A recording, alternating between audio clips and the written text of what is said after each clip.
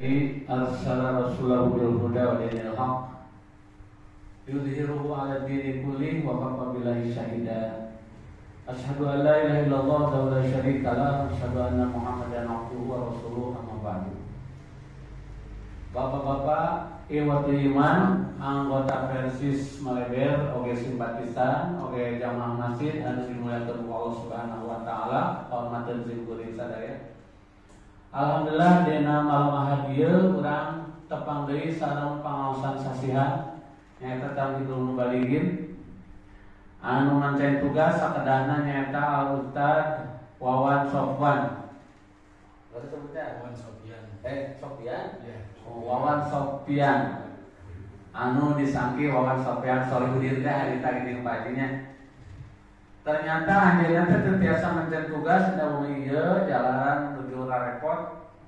Alhamdulillah aya badalna wakil urang sadayana di Cigonewah. Al Ustad Cecep Abdul Aziz. Alhamdulillah anjeunna parantos hadir di urang sadayana nu dieu kanggo mancaen tugas Tamhidul Mubalighin. Sejak ngaguar nang rupiah nu baris di uningakeun ku anjeunna. Kukituna sakali ngaturkeun nuhun syukuron berjajar Allah kasiro Pak Ustad dan para anggota ngahadiran pangaosan anu diselenggarakeun ku di Mamah Imaroh wajib hukumna dihadiran. Ulah duikeun ka ngamorekeun nyapirakeun kana terselenggarana pangaosan bahwa dina kajian malam Jumatna atau sasihanana. Anu kahiji painten ieu teh aya nilai silaturahim. Beberieun atuh urang teh teu moal dinten tepang dina waktu salat atuh anu teu tiasa malam Jumat jalaran aya kepergian atuh sasasi sakali mah kaoyong teh rongkong gitu jamaah sadaya anggota teh nya. Eta mah sakadar ngemutan simkuring salaku ketua pimpinan Tanfi Persis ulah teu ngageuing-geuing bapak-bapak anu ayeuna di bumi sewang-sewangan kaum kapayun mah supados diestukeun pisan kangge ngahadiran pangaosan sasihan ieu atanapi naon rupiah anu diselenggarakeun ku imamah imaroh urang. Mangke ari parantos janten anggota mah kabulkeun ku imamah teh jeung imaroh. Anu aya sangsina mangke urang parantos dibaiat. Sakitu rupina pembukaan disimkuring kali salajengna mah urang sami-sami ngaregepkeun menyimak apa yang akan disampaikan oleh Al Ustad. Waktu sareng tempat nyangakeun Ustad. Wa nasta'inuhu wa nastaghfiruh. Wa na'udzu billahi min shururi anfusina wa min sayyiati a'malina. May yahdihillahu fala mudhillalah wa may yudlil fala hadiyalah. Wa asyhadu an la ilaha illallah wahdahu la syarikalah wa asyhadu anna Muhammadan abduhu wa rasuluh alladzi la nabiyya ba'da amma ba'du. Faqala Allahu fil Qur'anil karim naba'il azim alladzi hum fihi mukhtalifun kalla saya'lamuna summa kalla. Mari kita sama-sama panjatkan puji dan syukur kehadirat Allah Subhanahu dalam rangka kita bertolabul ilmi sebagai salah satu bentuk wujud syukur kita kepada Allah Subhanahu wa taala. Karena hakikatnya kita bertolabul ilmi itu adalah kewajiban bagi umat muslim. Karena sesungguhnya seorang muslim tidak bertolabul ilmi maka keimanannya tidak akan sempurna. Kita bisa melaksanakan sholat secara baik itu harus ada ilmunya. Kita mengeluarkan zakat agar zakat itu bisa diterima oleh Allah Subhanahu wa taala, kita juga perlu ilmunya. Maka di antara tanda-tanda akhir zaman itu adalah Rasulullah sallallahu alaihi wasallam menyatakan adalah dicabutnya ilmu agama. Gitu. Nah, Di dalam Al-Quran Allah Subhanahu wa ta'ala berfirman, amma yatasya'a, selisih tentang ini. Hadirin ikhwati iman yang dimuliakan Allah Subhanahu wa ta'ala, ayat ini memberitahukan kepada kita, dulu orang-orang Bani, orang-orang Quraisy di zaman jahiliyah dulu, ketika Rasulullah Sallallahu Alaihi Wasallam menyatakan bahwa sesungguhnya dunia ini akan mengalami kehancuran, dunia ini akan dihancurkan, semua yang ada di dalam perut bumi juga akan dihancurkan, dan manusia akan dibangkitkan lagi, kata Rasulullah Sallallahu Alaihi Wasallam. Maka pada saat itu orang-orang Quraisy mereka berselisih, mereka bertanya, apakah benar hal itu akan terjadi? Apakah benar kita sesudah mati akan dibangkitkan lagi?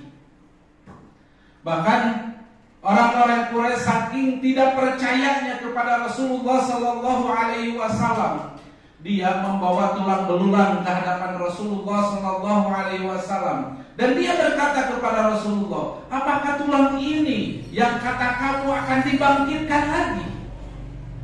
Apakah tulang ini yang sudah hancur ini yang akan nanti dibangkitkan lagi? Itu yang mereka katakan kepada Rasulullah Sallallahu Alaihi Wasallam pada waktu itu.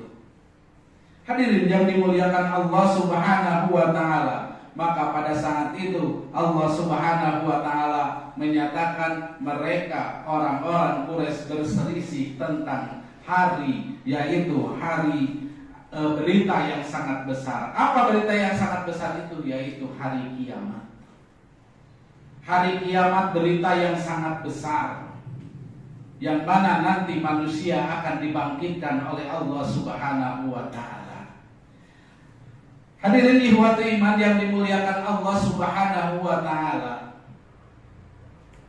terkadang kita dengan kenyamanan hidup di dunia ini, dengan segala kemewahan-kemewahan yang ada di dunia ini, terkadang kita juga sering lupa bahwa hari itu akan datang, bahwa hari yang dahsyat itu akan datang, sehingga kita lupa, sehingga kita tidak ingat akan hal itu. Makanya Al-Quran adalah sebagai petunjuk bagi kita. Maka bacalah Al-Quran agar apa? Agar kita selalu mengingat bahwa sesungguhnya dunia ini akan dihancurkan sehancur-hancurnya. Makanya Allah Subhanahu wa ta'ala berfirman di dalam surat Al-Mutaffifin dengan ungkapan, ala yajunnuna ulaika annahum mab'usun, kata Allah.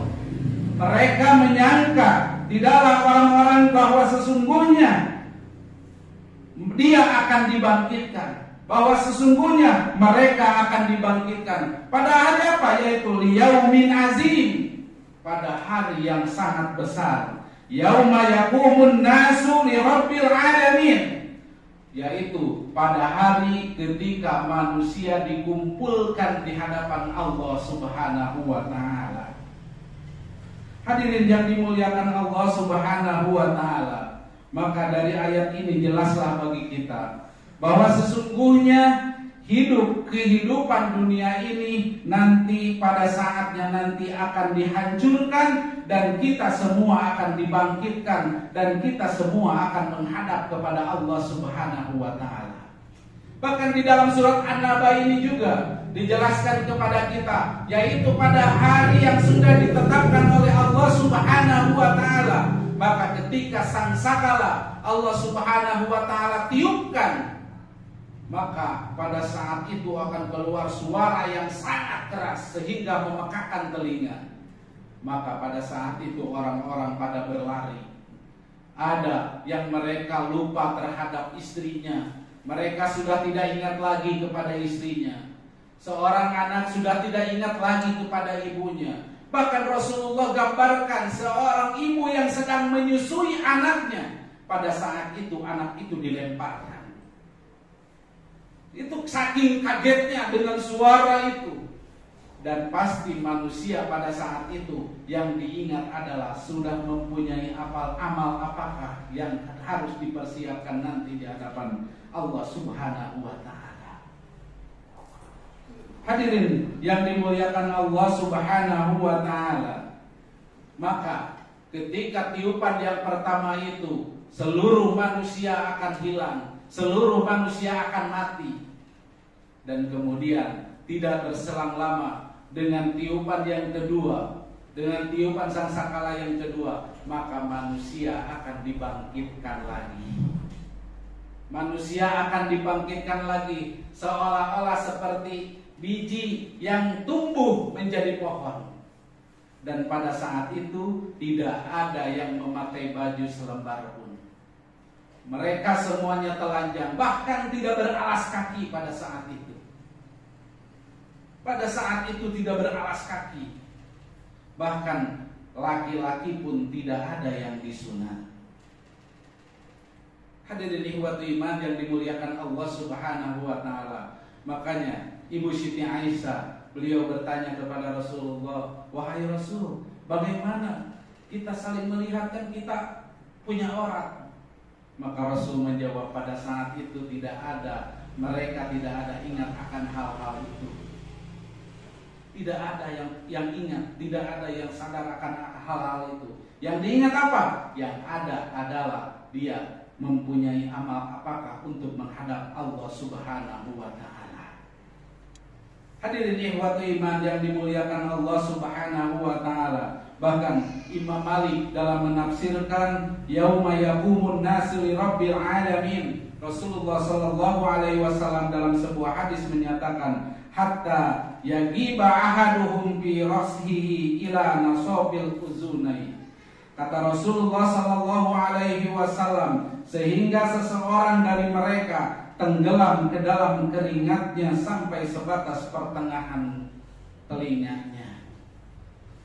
Pada saat itu, di sini Rasulullah sallallahu alaihi wasallam ketika manusia dibangkitkan lagi oleh Allah Subhanahu wa ta'ala, kemudian nanti mereka berjalan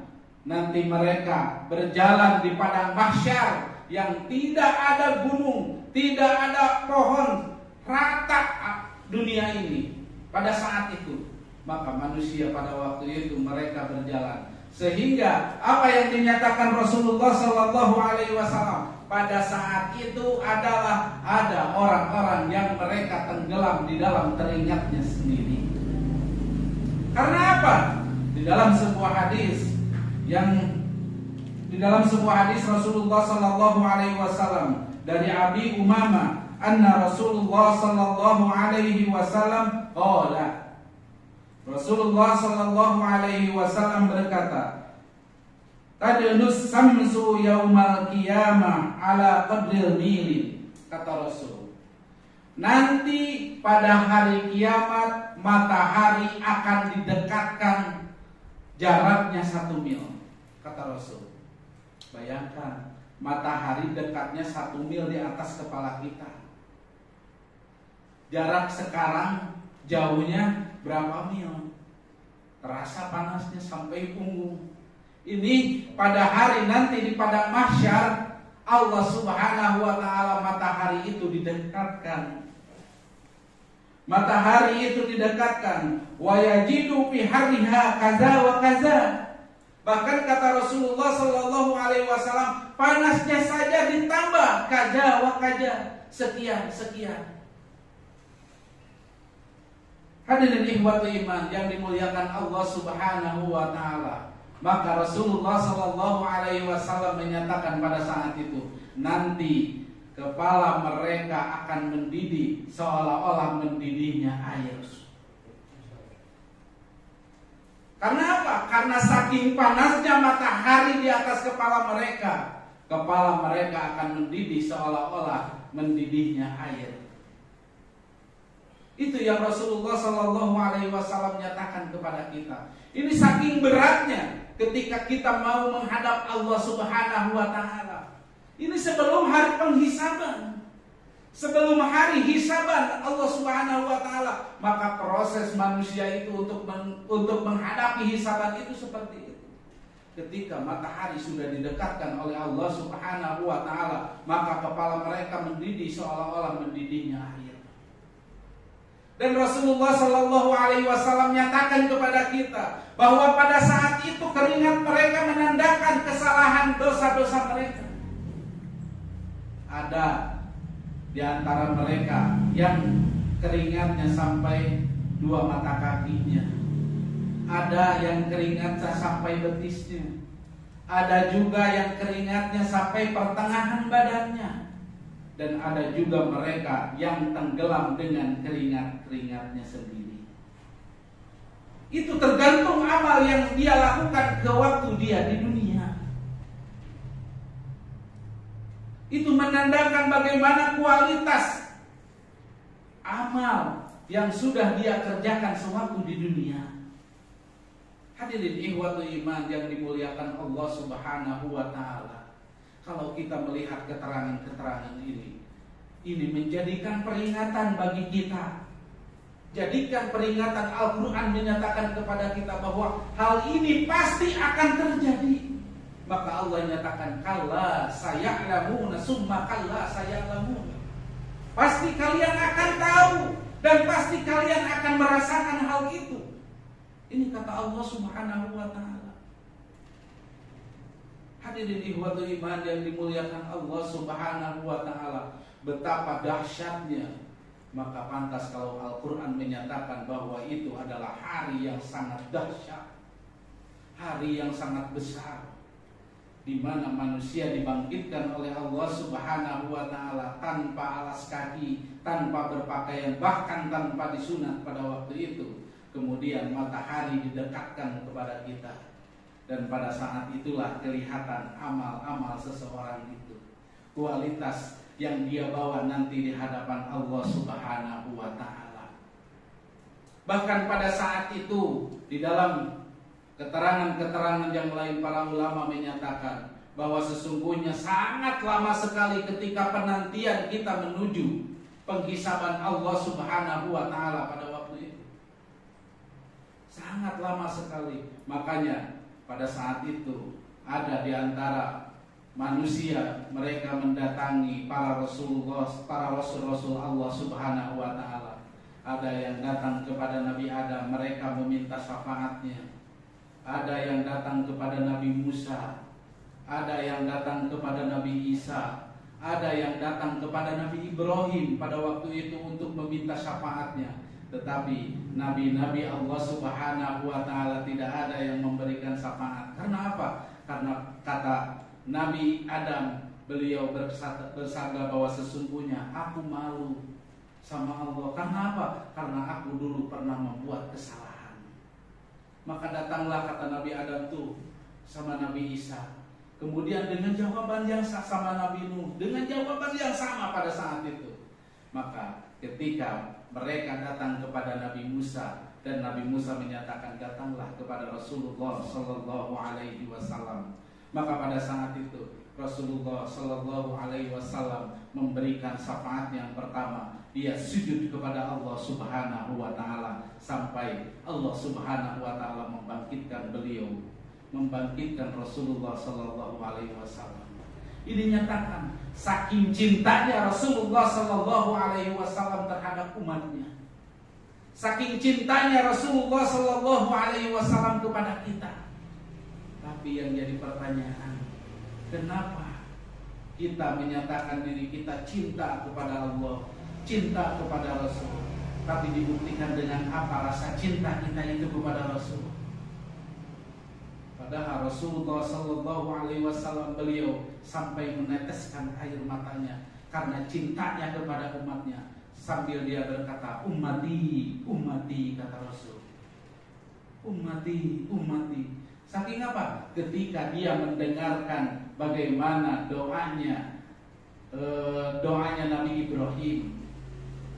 Ketika Nabi Ibrahim menyatakan bahwa sesungguhnya ini adalah umatku, karena kedurhakaan umat-umat Nabi Ibrahim pada saat itu, maka Nabi Ibrahim berdoa kepada Allah Subhanahu wa taala, dan ketika Allah menurunkan azabnya kepada Nabi Ibrahim, maka pada saat ketika Rasul melihat membaca doa itu, maka beliau menangis. Karena apa?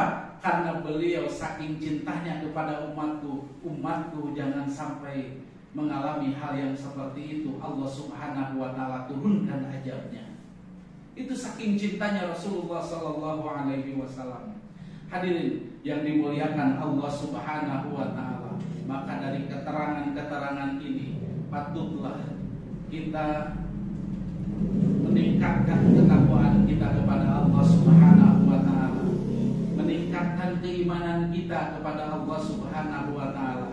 Para ulama menyatakan kepada kita bagaimana caranya kita agar kita bisa bertakwa kepada Allah Subhanahu wa taala. Yang pertama kata para ulama, tanamkanlah di dalam diri kita sifat muqarrabah. Apa itu sifat muraqabah? Sifat muraqabah itu adalah menyatakan bahwa diri kita itu senantiasa dilihat oleh Allah Subhanahu wa taala. Apapun yang kita lakukan, apapun yang kita kerjakan, Allah Subhanahu wa taala senantiasa melihat kita. Dan kemudian tanamkanlah di dalam diri kita bahwa ada dua malaikat yang senantiasa mengikuti kita. Dua malaikat yang akan nanti mencatat seluruh amal perbuatan kita, baik itu perbuatan yang jelek atau perbuatan yang baik. Maka dua malaikat itu akan senantiasa menguntit kita.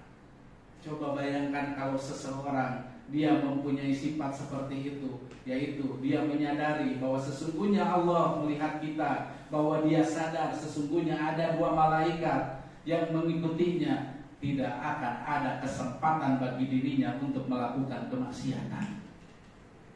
Tidak akan ada kesempatan di dalam dirinya untuk berbuat dosa. Karena apa? Karena dia merasa takut, karena dia merasa malu sama Allah Subhanahu wa taala yang senantiasa melihatnya. Maka kemudian para ulama juga menyatakan kepada kita yang kedua adalah tanamkanlah di dalam diri kita sifat muhasabah. Kita hisab, senantiasa menghisab diri kita, senantiasa membaca amal kita, sejauh mana amal kita yang sudah kita lakukan pada hari ini, sejauh mana kelakuan kita pada hari ini. Apakah kebanyakan kita melakukan kebaikan, ataukah sebaliknya banyak melakukan kemaksiatan? Itu yang harus kita jaga. Maka kalau seseorang sudah menanamkan sifat muhasabah di dalam dirinya, yaitu senantiasa membaca diri, yaitu senantiasa mengintrospeksi dirinya setiap hari, maka tidak akan ada lagi dia mengulangi kejahatan atau dia mengulangi kejelekan-kejelekannya. Dan yang ketiga adalah tanamkanlah di dalam diri kita sifat mujahadah kepada Allah, yaitu berjihad di jalan Allah. Kita senantiasa bersemangat untuk berjihad di jalan Allah. Berjihad di jalan Allah bukan berarti kita harus berperang, bukan kita harus berperang di medan perang, karena berjihad pada saat itu banyak sekali caranya berjihad. Kita berjihad di kalangan keluarga, membawa anak-anak kita, membawa anak istri kita ke jalan Allah Subhanahu wa taala. Itu adalah jihad kita. Kita bersemangat dengan harta yang kita miliki, dengan anugerah kenikmatan harta yang Allah berikan kepada kita. Maka gunakanlah harta yang kita miliki itu untuk berjihad di hadapan kepada Allah Subhanahu wa taala. Kita punya tenaga yang kuat, kita punya semangat yang tinggi, maka pergunakanlah itu untuk berjihad di jalan Allah Subhanahu wa taala. Maka ketika seseorang sudah menanamkan ketiga sifat yang tadi, maka insya Allah dia akan menjadi dari golongan orang-orang yang bertakwa. Hadirin ikhwati iman yang dimuliakan Allah Subhanahu wa taala, di dalam ayat selanjutnya Allah Subhanahu wa taala memberikan, Allah Subhanahu wa taala memperlihatkan kepada kita kekuasaan Allah Subhanahu wa taala. Allah berfirman, "Alam naj'alil arda mihada," kata Allah. Bukankah aku telah menjadikan bumi ini datar, kata Allah. Bukankah aku telah menjadikan bumi ini datar? Padahal kalau kita lihat dari ilmu astronomi, bahwa sesungguhnya bumi ini bulat. Tapi kita tidak merasa diam di tempat yang bulat. Kita tidak merasa dia berada di tempat yang bulat. Padahal Allah Subhanahu wa ta'ala, inilah kekuasaan Allah yang Allah nyatakan, alam naj'alil arda mihada. Bukankah aku telah menjadikan bumi ini datar? Agar apa? Untuk kalian, untuk kesenangan kalian. Maka kemudian Allah juga menyatakan wal jibala autada. Maka kemudian aku jadikan gunung-gunung sebagai pasak. Kalau di bahasa Sunda mah pasek, ari pasek teh panguat. Pamidina dekol, leglog. Ketika orang-orang yang mereka serakah dengan keserakahannya, gunung-gunung dihancurkan. Gunung-gunung dihancurkan, maka apa yang terjadi? Yang terjadi adalah musibah-musibah. Itu dikarenakan apa? Dikarenakan manusia itu sendiri. Padahal Allah nyatakan sesungguhnya gunung ini Allah ciptakan adalah sebagai pasak di bumi ini, agar bumi tidak bergoyang.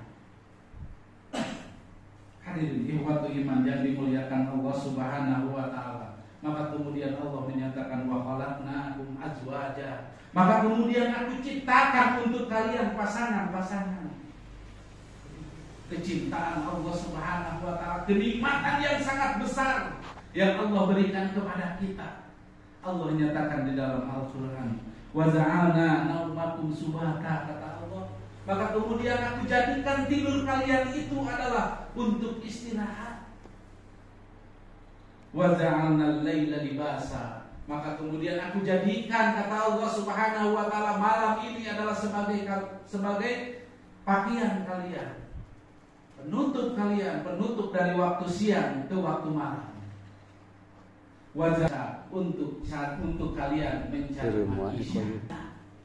Tetapi kenapa banyak sekali mereka manusia tidak sadar akan hal itu? Mereka senantiasa membuat kerusakan di bumi ini. Mereka senantiasa bermaksiat kepada Allah Subhanahu wa ta'ala. Padahal Allah saking cintanya Allah kepada kita, Allah sudah titipkan bumi ini, Allah sudah jadikan bumi ini agar kita diam di bumi ini merasa nyaman dan tentram. Kita diam di dunia ini nyaman dan tentram. Tapi kenapa banyak sekali orang-orang yang lupa, banyak sekali orang-orang yang tidak ingat akan hal itu? Maka dari ayat ini jadikanlah pelajaran bagi kita. Agar apa? Al-Quran jadikanlah sebagai pedoman hidup kita. Al-Quran jadikanlah sebagai peta kehidupan kita. Karena dengan Al-Quran lah kita akan tahu. Karena dengan Al-Quran lah yang akan memberikan petunjuk kepada kita.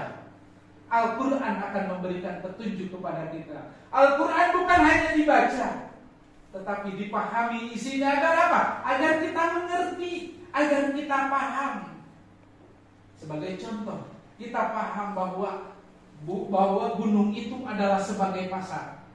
Maka ketika kita paham akan hal itu, kita tidak akan berani menghancurkan gunung. Karena apa? Karena kita tahu gunung itu adalah sebagai penyeimbang bumi ini.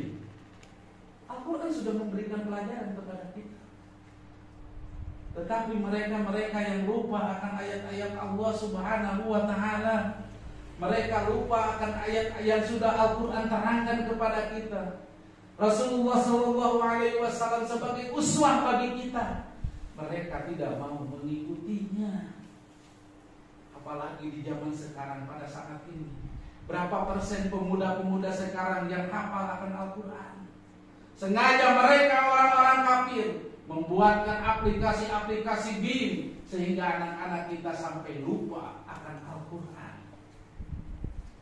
Berapa persen anak-anak kita yang mau mempelajari ilmu agama? Yang ada di pikirannya adalah ilmu keduniawiannya saja. Bahkan terkadang kita juga tidak sadar. Nah, belajarlah yang rajin agar kamu nanti menjadi presiden. Nah, belajarlah kamu yang rajin agar nanti kamu menjadi pengusaha yang sukses. Padahal semuanya itu adalah takdir Allah Subhanahu wa ta'ala, bukan kita yang menentukan. tetapi yang harus kita tanamkan dalam anak-anak diri kita dan anak-anak kita itu adalah pondasinya. Kuatkanlah keimanannya di dalam dirinya. Maka ketika keimanannya sudah kuat, maka ketika dia menjalani kehidupan dunia ini, mereka akan menjadi orang-orang yang kuat. Hadirin ikhwatul iman yang dimuliakan Allah Subhanahu wa taala. Apalagi kalau kita lihat dalam hadis Rasulullah sallallahu alaihi wasallam bahwa sesungguhnya kullu bani Adam in qata'a amaluhu, kata Rasulullah, bahwa sesungguhnya seluruh bani Adam itu akan terputus seluruh amalnya illa min salasin, kemudian illa min salasin, kecuali yang 3 perkara. Apa? Yang pertama adalah ilmu yang bermanfaat. Ketika seseorang bisa menyampaikan ilmu kepada orang lain, maka orang lain melaksanakannya, maka ganjarannya itu akan terus mengalir kepada kita walaupun kita sudah meninggal. Kita mempunyai ilmu, kemudian dengan ilmu yang kita miliki, maka kita kemudian pergunakan dengan diri kita, dengan kita datang ke masjid, kemudian kita menjadi uswah bagi jamaah-jamaah yang lain, maka hal itulah yang akan menjadi ganjaran bagi kita yang tidak akan pernah terputus. Dan yang kedua adalah baladun shalih yad'u lahu, yaitu anak yang soleh. Ketika kita mempunyai anak yang soleh, ketika kita mempunyai anak yang bisa mendoakan diri kita, maka walaupun kita sudah meninggal, doa itu akan terus mengalir. Pahalanya itu akan terus mengalir kepada diri kita. Itu tidak akan pernah terputus sampai hari kiamat. Maka berbahagialah bagi orang-orang yang mempunyai anak soleh yang senantiasa mendoakan diri kita, yang senantiasa bisa mengangkat diri kita nanti ke surganya Allah Subhanahu wa taala. Itu karena anak soleh yang kita miliki. Dan yang ketiga adalah shadaqatun zariyah, yaitu sedekah jariyah, zakat yang kita keluarkan kemudian dipergunakan, kemudian menjadi darah daging untuk orang-orang, untuk fakir miskin. Maka ketika orang itu melakukan kebaikan, maka kita akan mendapatkan pahalanya. Kita membangun masjid kemudian dipakai oleh orang-orang yang soleh, kemudian dipakai untuk berthalabul ilmi, kemudian dipakai untuk bersalat berjamaah, maka ganjarannya itu akan terus mengalir kepada kita dan akan sampai maut menjemput kita. Walaupun kita sudah dikubur, amalnya itu, pahalanya itu akan terus mengalir kepada kita semua. Hadirin ikhwatul iman yang dimuliakan Allah Subhanahu wa taala. Mudah-mudahan dari keterangan yang saya uraikan ini menjadikan motivasi bagi diri kita untuk senantiasa kita lebih dekat kepada Allah Subhanahu wa taala, dan senantiasa kita mengintrospeksi amal-amal kita, dan senantiasa kita membawa keluarga kita, anak-anak kita, ku anfusakum wa ahlikum naro. Jagalah diri kalian, jagalah keluarga kalian dari apa? Dari api neraka yang kita semua tahu bagaimana nanti di neraka itu. Di neraka itu kita tidak akan mendapatkan rasa dingin. Yang ada adalah kita kehausan.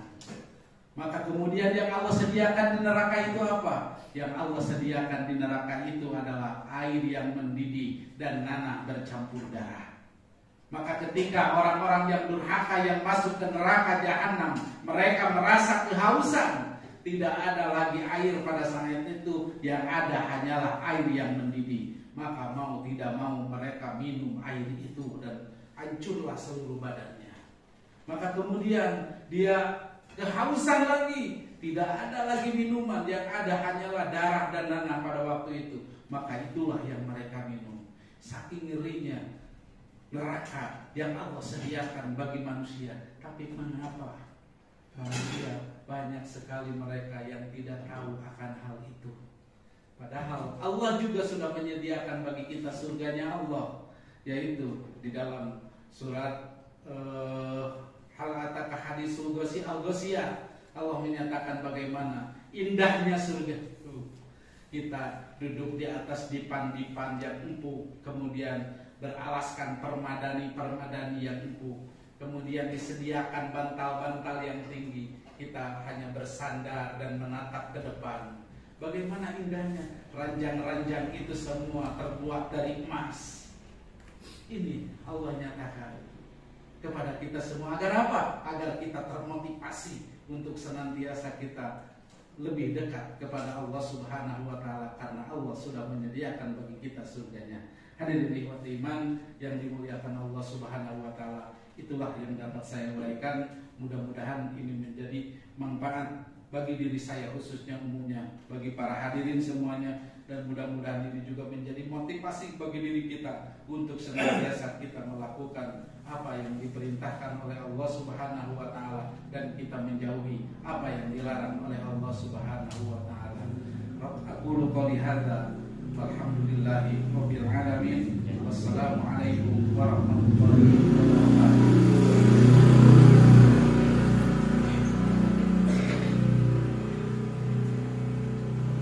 Alhamdulillah para bapak sadayana berasal perantau panjenengan ngagekeun rupiah para pesidian Pak Ustaz. Mudah-mudahan naon rupiah nu parantos dinulikeun janten motivasi ka urang sadaya betapa menakutkannya siksaan neraka itu dan betapa tertariknya surga itu. Oleh karena itu Bapak sekalian, semoga kita senantiasa semangat di jalan Allah, semangat kehadiran pengawasan, semangat kehadiran sholat berjamaah. Tinggal oke ngaturkeun nuhun ka Ustaz Cecep Abdul Aziz anu parantos ngadugikeun urayannana. Mudah-mudahan Allah Subhanahu wa taala nyatet ka urang sadayana dina mulia sebagai amalun sholihun. Amin ya rabbal alamin. Aqulu qouli hadza wa astaghfirullah li wa lakum. Wassalamualaikum warahmatullahi wabarakatuh. Parus sing kekengan parus. Kirang tambahan deui bapak-bapak. Tadi mayan teman deui. Asa tajilnya. Asa Ramadan area kolok teh.